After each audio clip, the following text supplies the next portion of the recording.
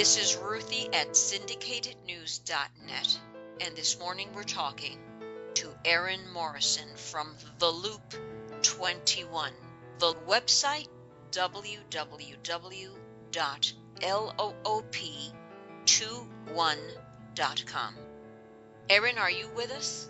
I'm here. Aaron, who is Marissa Alexander? Who is she? Marissa Alexander is a woman who was failed by Florida's Stand Your Ground law. She was involved with a domestic violence case during which she defended herself against her abusive husband. Her husband, however, was able to have charges filed against her because she used a gun to scare him off in her last encounter with him back in 2010. Is that what led to the incident that put her in jail? That is the incident that put her in jail. Has she been in jail since then? She was arrested, went to jail, and she got out on bond. And after a judge denied her motion for a Stand Your Ground case, she went to trial, and a jury of 6 found her guilty of 3 felony counts of assault with a deadly weapon. Now, why can't the Stand Your Ground law apply to her? That has been the question for a lot of people. The way the judge determined her Stand Your Ground motion, she had a chance, the judge said, to go out of a front door or a back door and not come into contact with her husband again during that violent incident.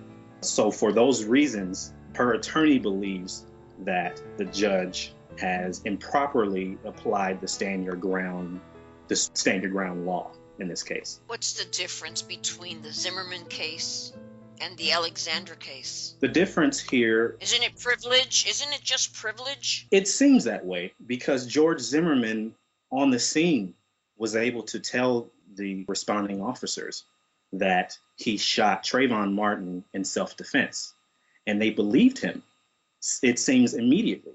In Marissa's case, she told the responding officers that she was defending herself from her husband who had just abused her in the presence of her 2 stepsons, and they did not believe her. They arrested her on the spot shortly after, charged her with assault with a deadly weapon. In the Zimmerman case, Paul Zimmerman actually showed up and was talking to the prosecutor. In Marissa's case, it's not clear how soon she was able to get the sort of help that she's now getting from Lincoln Alexander, who's actually her ex-husband. He's been helping to get her case out.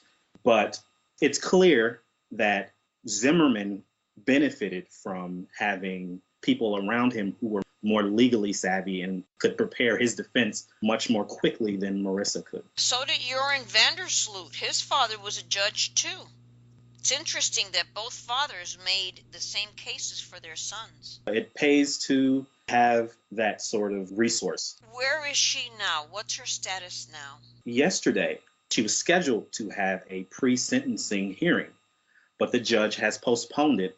Marissa's attorney tells me that she may not be sentenced for another 2 weeks now. Next week, her attorney may be able to file a retrial motion or motion for a new trial. If that is granted, it could save her from state prison. But if she is sentenced, she will face a minimum sentence of 20 years for defending herself in a case where no one is dead, no one is injured.